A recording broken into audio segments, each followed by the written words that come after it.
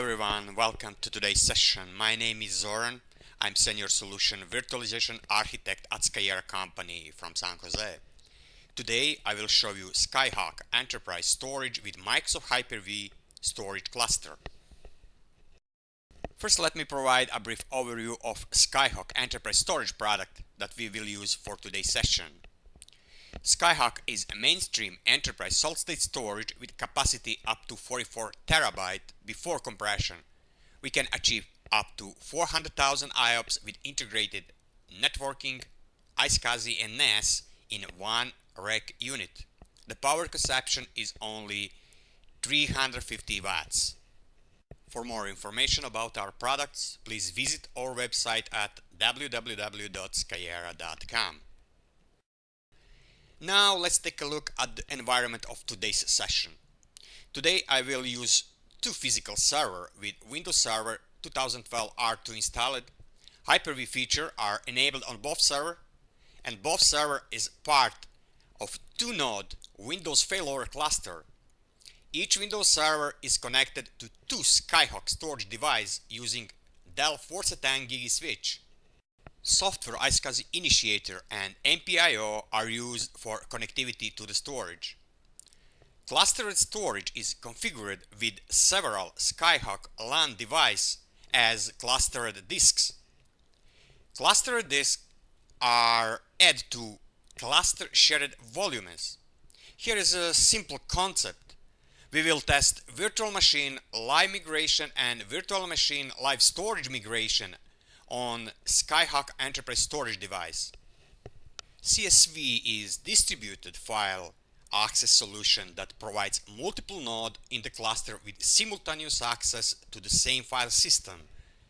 Virtual machine or application that are run on CSV are no longer bound to storage and they can share a common disk to reduce the number of the LANs. Live migration and storage migration of virtual machine became faster because volume ownership does not need to be changed. But before you configure your Windows cluster environment with your storage system, all validation tests must pass. Storage validation test analyze the storage to determine whether it will work correctly for a failover cluster running on Windows Server 2012 R2. Validate is functional test tools that verify that your storage support all the necessary SCSI commands that clustering requires. It is critical that validation test pass for your cluster to work correctly. One of important storage validation tests is SCSI 3 PR or persistent reserve support. Test validate that the cluster storage use the most recent SCSI 3 persistent reserve commands.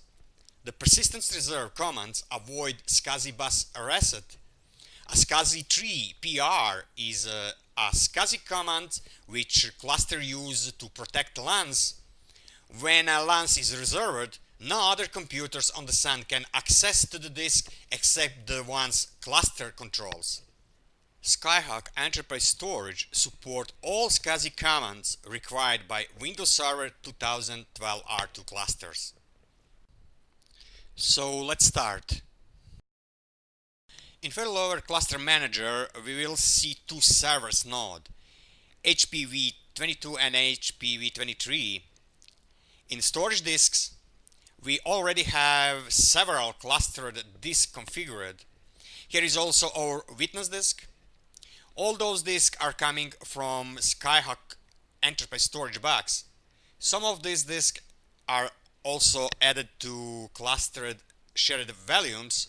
In cluster rules, we have enabled virtual machine rules we need for live migration.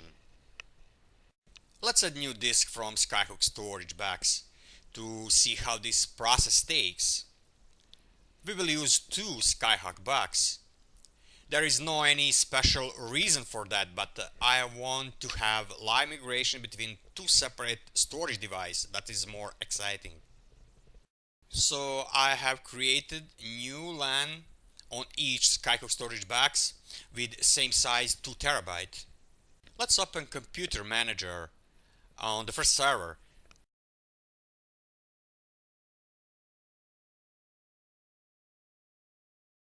Two new disks are initialized, formatted with NTFS file system, and setup is offline disk. Disk needs to be offline, that is cluster requirements.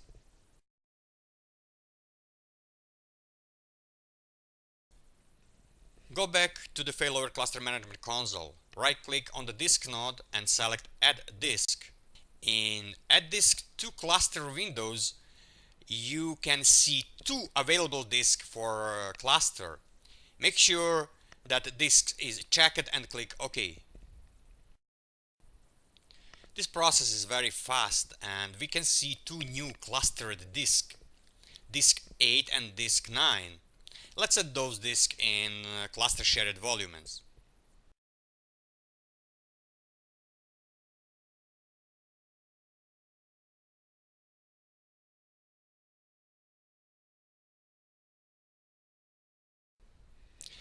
You have to see those disks appear as volume 5 and volume 6. Let's take one virtual machine. Our virtual machine working on node HPV23 currently. Let's connect to this virtual machine. I will adjust this window. That is one Windows Server VM.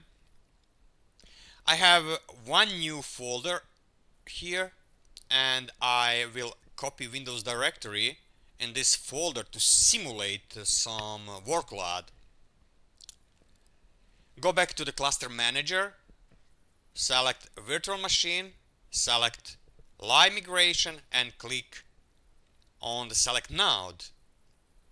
I will select second node, HPV22. As you can see, live migration process is start and will finish for short time. We are still working without any downtime. And now host node you can see is HPV22. I will delete copied file and prepare VM for new test.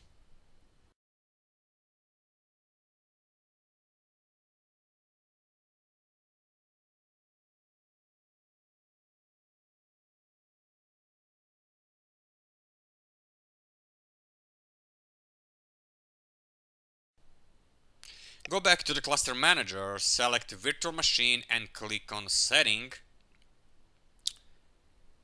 As you can see, VHDX is on volume 4 on one cluster disk.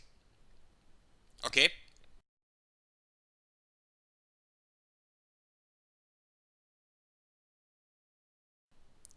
Let's select move and then virtual machine storage. Virtual machine disk is on volume 4 and I will move them on volume 5.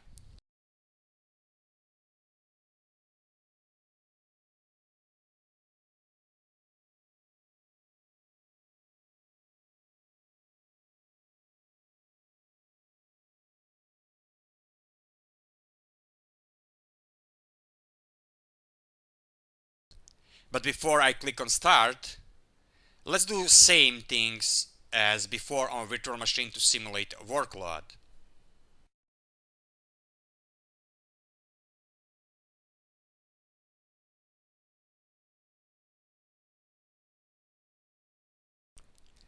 Okay, click start. As you can see, migration process is started. Virtual machine workloads still running without downtime. This process can take some time.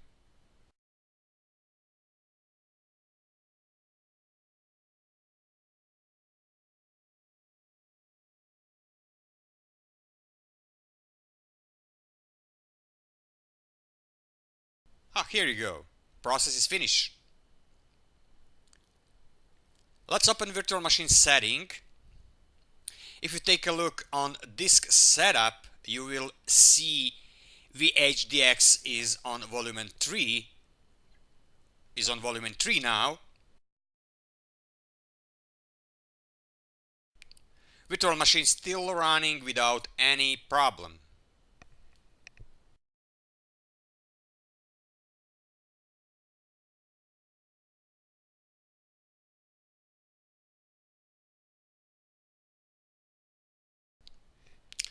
Okay, that's all for today.